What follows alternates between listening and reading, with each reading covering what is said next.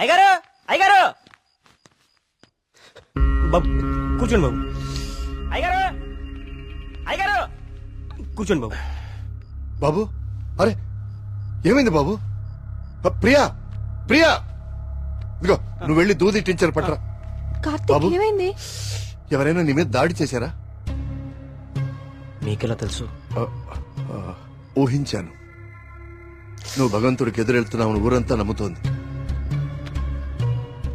అది కిట్టని వాళ్ళెవరో నీ మీద దాడి చేసుంటారని ఊహించాను. నీకెందుకు బాబు ఇవన్నీ? తిరిగి హైదరాబాద్ వెళ్ళిపోవచ్చుగా. వెళ్తాను అంకుల్. మీ ఊర్లో ఉండేది ఇంకా 8 రోజులు మాత్రమే. మీరు నమ్ముతున్న దేవుడి మీద గెలిచి వెళ్తాను. గెలవడానికి ఆ భగవంతుడి సాయం కావాలని నేను నమ్ముతాను. నువ్వు ఆ భగవంతుడి మీదే గెలుస్తానంటున్నావు. నీ ఇష్టం. వెళ్ళొస్తాను అంకుల్.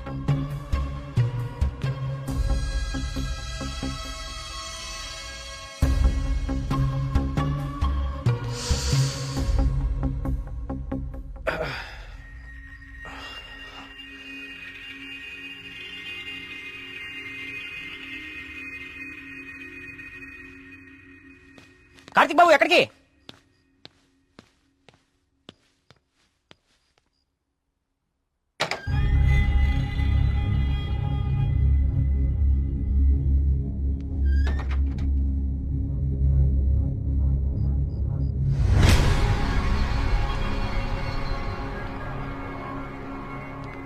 రండి రండి.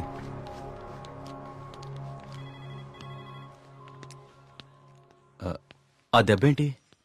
చిన్న యాక్సిడెంట్. జాగ్రత్త కార్తీక్. చాలా ఆశ్చర్యంగా ఉంది ఇన్స్పెక్టర్. చనిపోయే వాళ్ళకి ఆత్మహత్య చేసుకునే అంత సమస్యలే లేవు. చాలా సంతోషంగా ఉండే ఫ్యామిలీస్ వాళ్ళవి. పైగా చదువు రాని వాళ్ళు కూడా గాంధార లిపిలో దేవుడు నన్ను పిలుస్తున్నాడు నేను వెళ్ళాలి అని రాయటం ఏంటి? చనిపోయే ముందు నెమ్మలి కనపడి మాయమైపోవటం ఏంటి? అసలు ఏమీ అర్థం కావట్లేదు.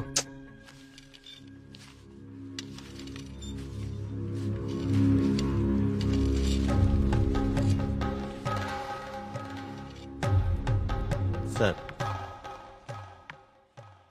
ఇదిగోండి సార్ ఫైల్. ఇక్కడ పెట్టు. పోస్ట్ మార్టం చేసిన డాక్టర్ని అడిగాను. వాళ్ళు చనిపోయిన వాళ్ళకి ఎలాంటి హెల్త్ ప్రాబ్లమ్స్ లేవని చెప్పారు. అలానే బ్లడ్ టెస్ట్ రిపోర్ట్స్ కూడా నార్మల్గానే ఉన్నాయి.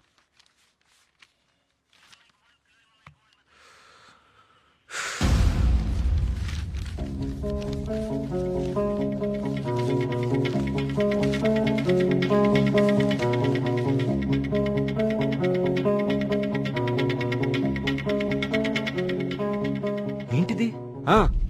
బాబు కొన్ని నెలల క్రితం మన ఊర్లో కొంతమంది వచ్చారు. వాళ్ళని ఏదో అంటారే. మన ఊళ్ళో ఎన్జిఓ వాళ్ళు క్లాసెస్ కండక్ట్ చేశారు. కొన్ని రోజుల క్రితం చనిపోయిన శ్రీనివాస్ ఆ క్లాసెస్ కు వెళ్ళాడు. ఆ ఎన్జిఓ రిసిప్ట్ ఇది. ఎన్జిఓవా? నేను వాళ్ళతో మాట్లాడొచ్చా? ఆ మాత్రం నాకు తెలీదా? ప్రతిదాన్ని అనుమానించడం కరెక్ట్ కాదు కార్తీక్. నన్నే అడుగుతున్నావు. నేనైనా ఎంక్వైరీ చేశాను. ఇన్స్పెక్టర్, నాకు ఛాన్స్ తీసుకోవడం ఇష్టం లేదు. నేను ఆ ఎన్జిఓ ఆఫీసర్తో మాట్లాడతాను. నీకు కలవట్లేదు. రాలేదే. బ్యాటరీ అయిపోయినట్టుంది. ఏమైంది? ఎవరో ఒకతను మేఘన ఎలా చనిపోయిందో తనకు తెలుసని కాల్ చేశాడు.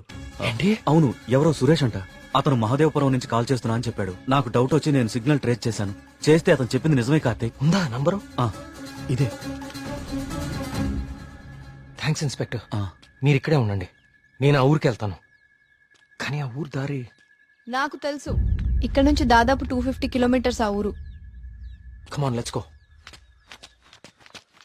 జాగ్రత్త కార్తీక్. అసలు ఈ సురేష్ అనేవాడెవడు? తనకి మేఘనా చావు గురించి ఎలా తెలుసు? నేను అదే ఆలోచిస్తున్నా కార్తీక్. ప్రియా ఒకసారి నీ ఫోన్ ఇవ్వు.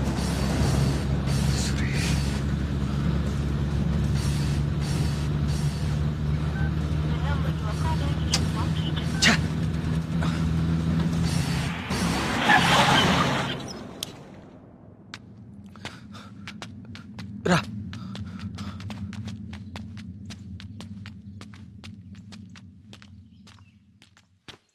ఏమండి? ఏమండి? ఎవరు? ఈ ఊర్లో కొల్ల సురేష్ అనే మనిషి ఉన్నాడు. ఎక్కడున్నారో చెప్తారా? ఇప్పుడే నాతో మాట్లాడి ఇలా వెళ్ళాడండి. అటా ఇటే. నేనే అనుకుంటా. సార్, సురేష్ అంటే మీరేనా? సురేశా? నేనే. ఏం లేదండి, మీరు ఇన్స్పెక్టర్ ఫోన్ చేసి మేఘ్నాన్ని ఎవరు చంపారో తెలుసు అని చెప్పారంట. ఇన్స్పెక్టరా? ఆడెవడు? ఏమండి, మేము చాలా కష్టపడి సుబ్రహ్మణ్యపురం నుంచి వచ్చాం. మేఘ్నాన్ని చంపింది ఎవరో మీకు తెలుసంట. నువ్వెవరు?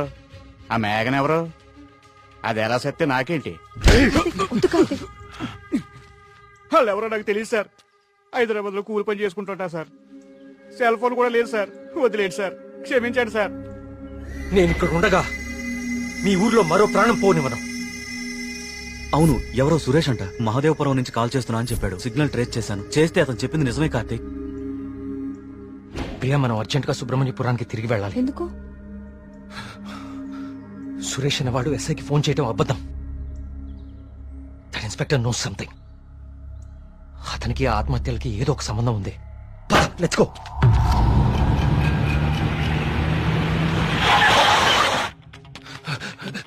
సార్, ఆ ఎస్ఐ ఎక్కడ ఉన్నాడు?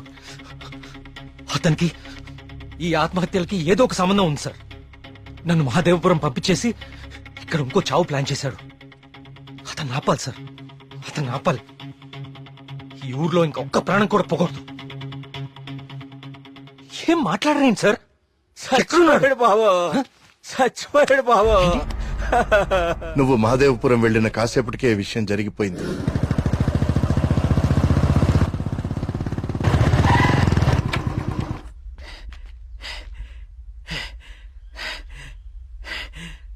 ఇన్స్పెక్టర్ గారు, టీదేమంటారా?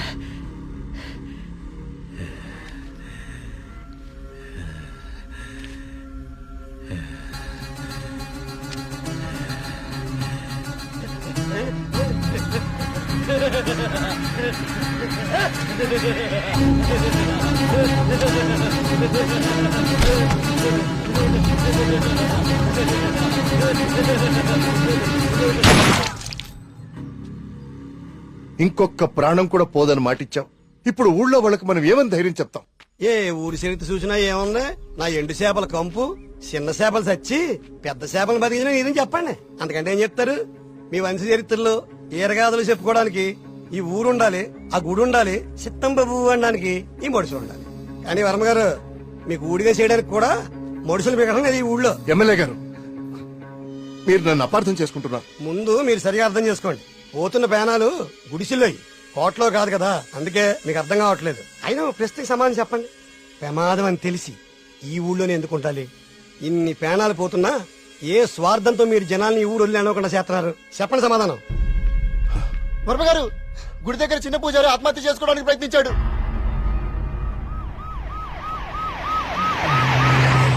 దేవుడికి ఇష్టం లేని అభిషేకం జరిగింది.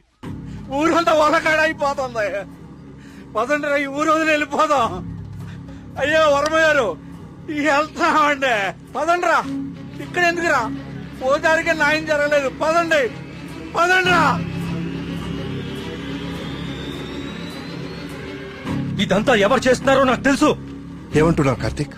అవును సార్, తెలిసిపోయింది. ఏంటి? నేను 10 రోజులు గడువు అడిగాను. ఇంకా ఒక్క రోజు మిగిలింది. 24 గంటల్లో ఈ ఆత్మహత్యలు వెనుకున్న వాళ్ళని రెడ్ హ్యాండెడ్ గా మీ ముందు నిలబడతాను.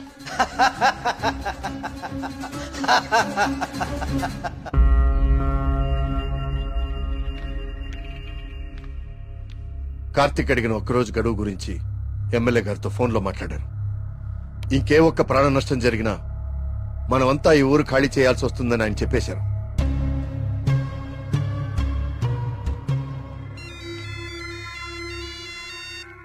వర్మ గారు ఏం చేస్తున్నారు? ముఖ్యమంత్రి గారితో ఎమ్మెల్యే గారితో ఇప్పుడు దాకా ఫోన్ లో మాట్లాడారు. ఇంకేవో మన ఊరు గురించి మాట్లాడుతున్నారు. సరే కుమార్. స్వామి, సమస్య సృష్టించింది నువ్వే, పరిష్కారం చూపించాల్సింది నువ్వే. ఊరు ఖాళీ అవ్వడమే నువ్వు చూపించే పరిష్కారమా?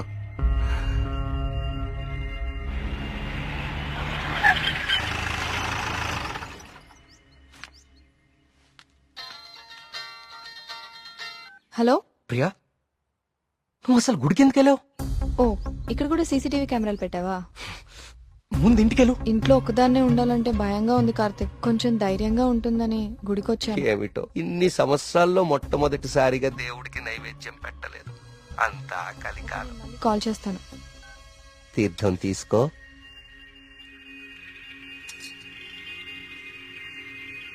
ఆయుష్మాన్ భవ. అమ్మగారు నమస్కారం అండి. పూజారి గారి ప్రసాదం మీకు ఇచ్చి రమ్మన్నారు, ఓకే. తీసుకోండి. హలో. హలో. Thank you. ఉంటానమ్మా. ప్రియా వచ్చిందెవరో? పూజారి గారు ప్రసాదం ఇచ్చి పంపించారు. ఇందాక ఇవ్వడం మర్చిపోయారంట. సరే జాగ్రత్త.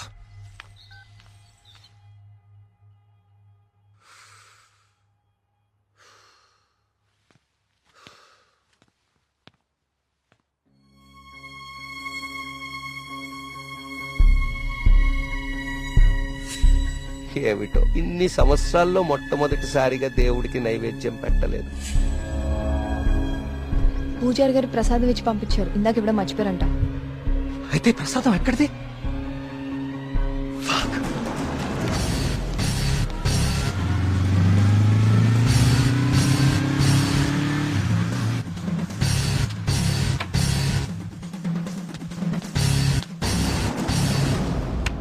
ప్రియా, ప్రియా, ప్రియా, ప్రియా తలుపు తీ. ప్రియా, ప్రియా వినపడుతుందా?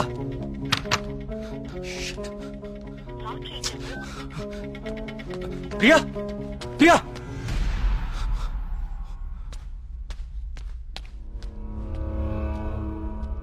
ప్రియా, నీ ఫోన్ స్విచ్ ఆఫ్ లో ఎందుకుంది? తలుపు కొడుతుంటే తీయట్లేదేంటి? Priya, what happened?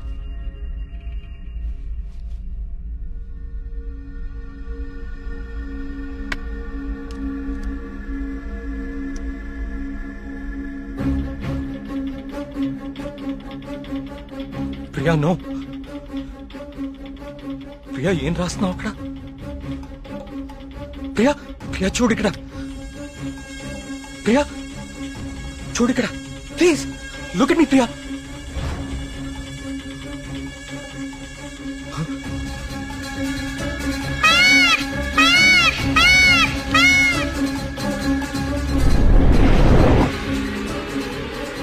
ప్రియా, ప్రియా, ప్రియా, ప్రియా, ప్రియా.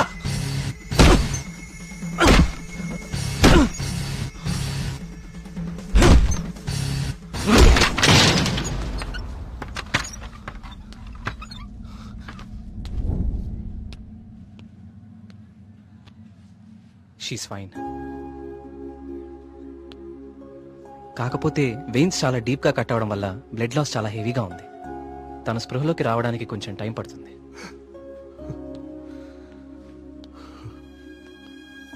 కార్తీక్, ఒకసారి రండి.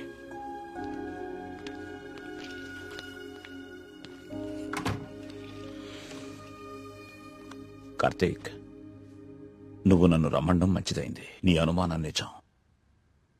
ప్రియ తిన్న ఫుడ్లో ఒక డ్రగ్ కలపబడింది. ప్రియ బ్లడ్ ని పవర్ఫుల్ మైక్రోస్కోపిక్ అబ్జర్వేషన్ చేశాను. ఆ డ్రగ్ వల్లే ప్రియ ఆత్మహత్య చేసుకోబోయింది. విషయం అయితే చనిపోతారు. ఇలా డ్రగ్ మూలంగా ఆత్మహత్య చేసుకోవటం ఏంటి? చెప్తాను. కొన్ని వందల సంవత్సరాల క్రితం ఆయుర్వేద బ్రహ్మగా పేరొందిన సుశ్రుతుడు కొన్ని రకాల మొక్కలకి మనిషి మెదడుని కంట్రోల్ చేసే శక్తి ఉందని కనుగొన్నాడు. వాటితో ఒక డ్రగ్ తయారు చేశాడు. అలెగ్జాండర్ తన ప్రపంచ జైత్రయాత్రలో భాగంగా తన సైనికుల మీద ఈ డ్రగ్ ను ఉపయోగించాడు. ఎన్ని దెబ్బలు తగిలినా తమ శారీరక స్థితిని పట్టించుకోకుండా పిచ్చి పట్టినట్లుగా యుద్ధానికి వెళ్లేవారు. హిట్లర్ కూడా రెండవ ప్రపంచ యుద్ధ సమయంలో ఇలాంటి డ్రగ్ తయారు చేయించాడు. అయితే అదంత సక్సెస్ అవ్వలేదు. ఆ డ్రగ్ ని 3 డోసెస్ గా ఇస్తారు. రోజుకి 1 డోస్. ఆ 3rd డోస్ బాడీలోకి వెళ్ళాక డ్రగ్ ఎఫెక్ట్ స్టార్ట్ అవుతుంది. ఎవరైనా ఈజీగా ఆ వ్యక్తి మెదడుని కంట్రోల్లోకి తీసుకోవచ్చు.